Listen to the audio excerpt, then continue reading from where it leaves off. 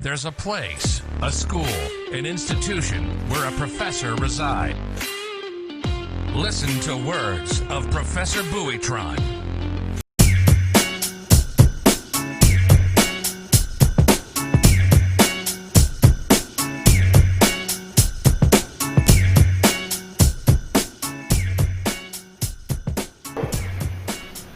I'm Professor Buitrón. We're here to answer a question that was asked.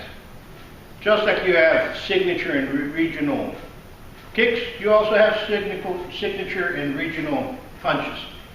And here in Laredo, there's, we live in the border, and there was an old world champion by the name of the Battling Shaw. And his name was Perez. He was a police officer here. And my uncle trained with him. And he would also come in and also give a lot of pointers and coach alongside a lot of the boxers that were around, like Attorney Jimmy Sandoval, and many individuals understand and knew who he was because he was the first Mexican American boxer that was taken into play. In a lot of places they have him as the first Mexican boxer to become a world champion. There's a lot of things to his stories in the internet, but I'm not going to get into that. But he was a police officer here in Laredo, Texas, and he used to call this El Gancho.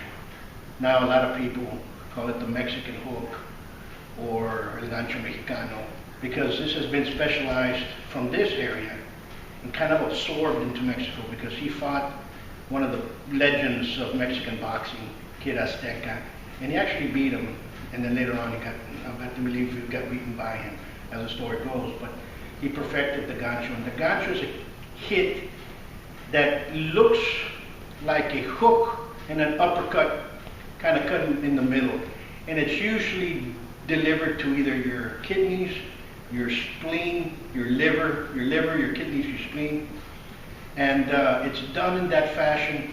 Can it be used offensively? Yes. Can it be used to set a trap? Yes. Can it be used as a counter? Yes. A lot of people throw the Gancho with the lead hand. One of the greatest Mexican boxers that came of age was Julio Cesar Chavez, and you can see him use it. In fact, you saw him use it against Macho Camacho, and he did an excellent job with him.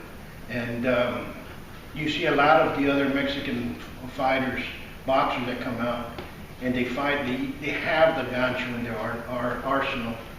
And here in Laredo, the great Orlando Canizales and his brother Gabi, they perfected that punch as well. It's an excellent punch. It's something that people need to train, how to train to get the mechanics. You can't just throw it, because it's very dangerous just to throw it out there. So this is an advanced punch.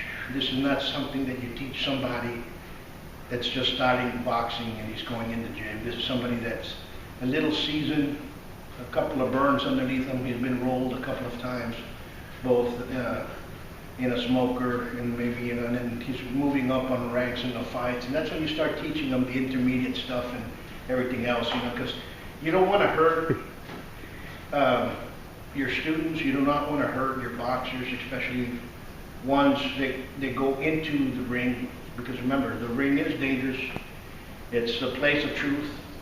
If you're going to get in a fight, that's whether you have a word or not. That's what makes the men's from the boys, that separates them. And in today's age, that's why so many people go and look at fights, because a lot of people are fakes, and a lot of people want to be that person up there that has a word that tells the other guy, yeah, at this time, at this place, you and I are going to meet out there, and basically one of us is going to come down off that ring, or both of us are going to shake hands afterward.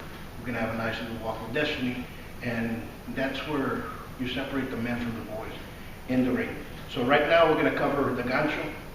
I'll show a couple of how the mechanics goes in, and then I'll show how it's used, applied in a couple of offensive ways and also defensive ways, and I'll show a couple of combinations, and I'll even show you guys how to set up a trap. All right?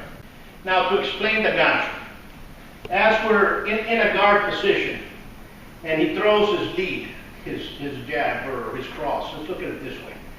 What I'm trying to do with my head is my head's going to swing out and it'll be in a continuous circle, a J. So if I'm here, and back and forth. I do not want you guys to rock and go in this fashion. So your hand is in a 45-degree upward. Okay?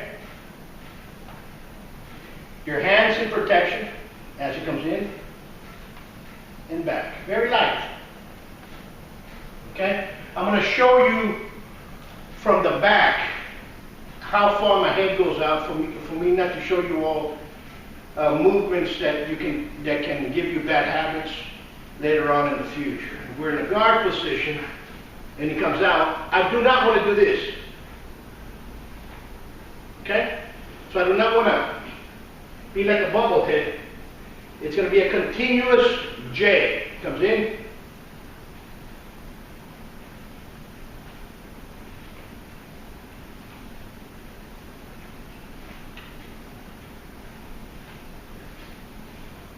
And what you do with this, you continue practicing it until you get a good mechanics, good habits, and then you move on forward.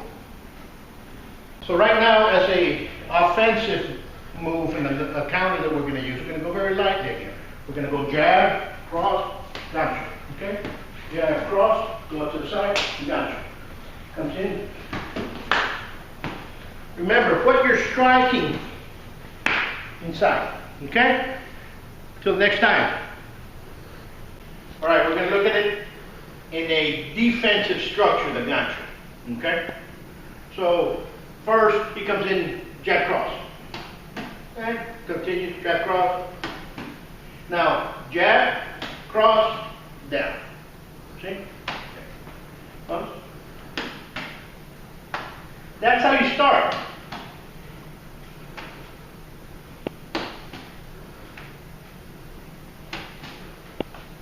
Then you go slip.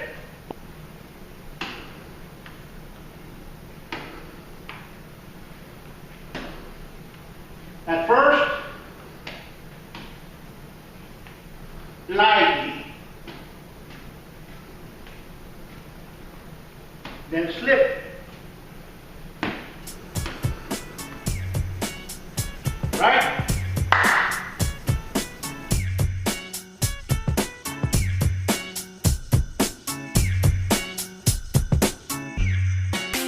Come train at the best-kept secret of Laredo, Buitron Academy, 956-401-4868, Savate.biz.